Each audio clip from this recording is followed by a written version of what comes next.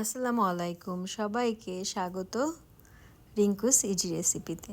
চলুন আজকে বানিয়ে ফেলি দারুণ মজার একটি ভেজিটেবল কাটলেট। এই ভেজিটেবল কাটলেটটা আমি বানাচ্ছি কাঁচা কলা আর ক্যাপসিকাম দিয়ে। তো যারা মাংস খায় না তাদের জন্য এটা ভীষণ মজার একটি রেসিপি হবে। আপনারা ট্রাই করলেই বুঝতে পারবেন। তো চলুন এই মজার রেসিপিটি বানানোর জন্য আমি প্রথমেই একটা ফ্রাই প্যানে সামান্য একটু তেল দিয়ে নিচ্ছি। তেলটা একটু গরম হয়ে আসলে আমি এখানে একটা বড় সাইজের পেঁয়াজ কেটে রেখেছিলাম, ওটাকে দিয়ে দিচ্ছি।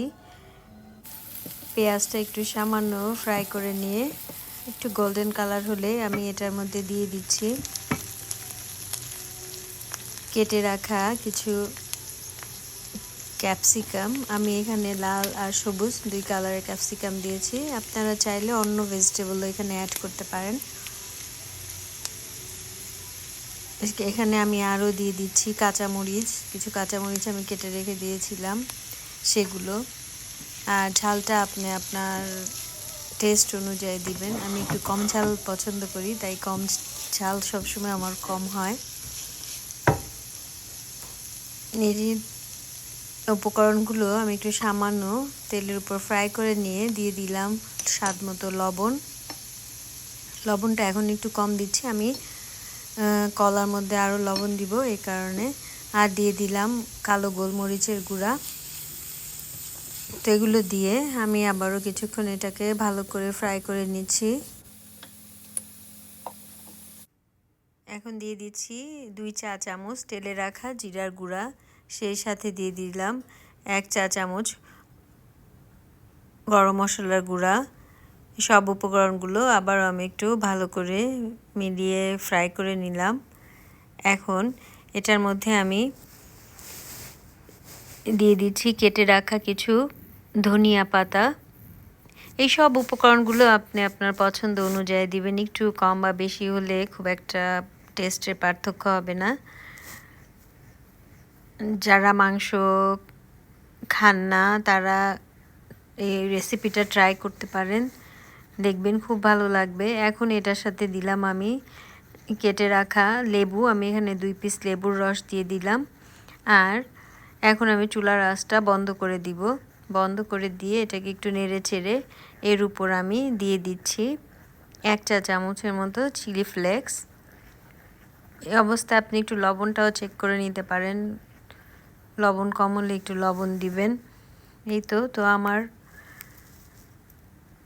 মোটামুটি এই ভেজিটেবলগুলোকে ফ্রাই করে নেওয়া শেষ। এখন আমি চলে যাচ্ছি পরের স্টেপে।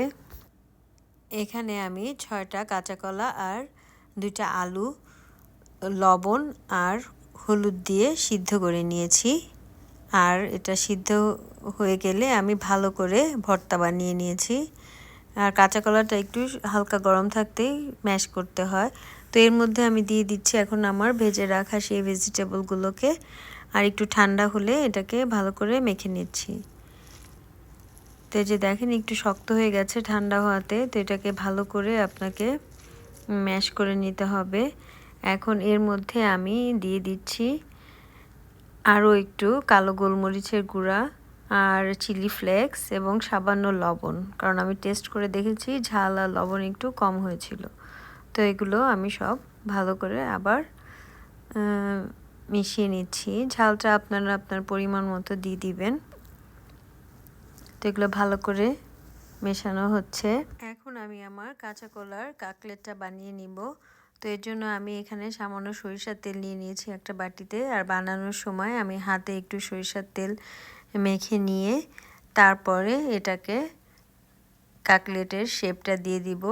তো এই প্রসেসটা খুবই সোজা, আপনারা সবাই পারেন কিভাবে চপ বা কাটলেট বানাতে হয়। তো আমি ওইভাবে করেই একে একে বানিয়ে নিচ্ছি।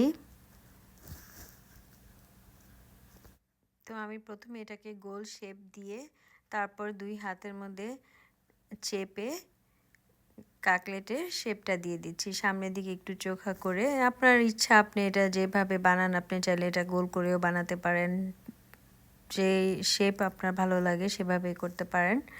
তো এভাবে আমি একে একে সবগুলোকে বানিয়ে নিচ্ছি।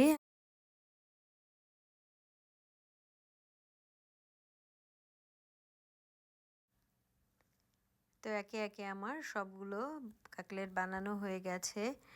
এখন এগুলোকে আমি এক সাইডে রেখে দিয়ে আমি আমার পরের স্টেপে চলে যাচ্ছি। এখানে আমি দুটো ডিম ফেটে নিচ্ছি আর নিয়েছি কিছু বিস্কিটের গুঁড়া, ব্রেড ক্রাম্ব যেটা। তো সেটা নিয়ে এখন আমি আমার কাটলেট একটা করে ডিমে একটু ভিজিয়ে নিয়ে বিস্কুটের গুঁড়া দিয়ে এভাবে বানিয়ে রেখে দিব। তো এগুলো সব একে একে করে আমি চলে যাব এগুলো ফ্রাই করতে। কাটলেটগুলো ভাজার জন্য ফ্রাই প্যানে পরিমাণ মতো তেল দিয়ে নিয়েছি। তেলটা সামান্য গরম হলে এর মধ্যে আমি আমার বানিয়ে রাখা কাটলেটগুলো দিয়ে দিচ্ছি। খেয়াল রাখবেন তেলটা যেন ভালো মতো গরম হয়। তো আমি একে একে সবগুলো দিয়ে দিচ্ছি। আমি একটা সাইড ভালো মতো ফ্রাই করা হলে আমি এটাকে উল্টে দিব, তার আগে উল্টাবো না, তাহলে ভেঙে যাওয়ার সম্ভাবনা থাকে। আর এখানে আমি আমার বাকি কাটলেটগুলোকে বানিয়ে এগুলোকে আমি এখন ডিপ ফ্রিজে রেখে দিব, ফ্রোজেন করে নিব, পরে যখন দরকার হবে আবার ভেজে নিতে পারবো।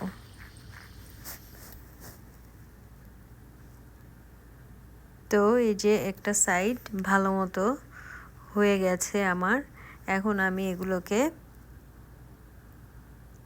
উল্টাবো। দেখুন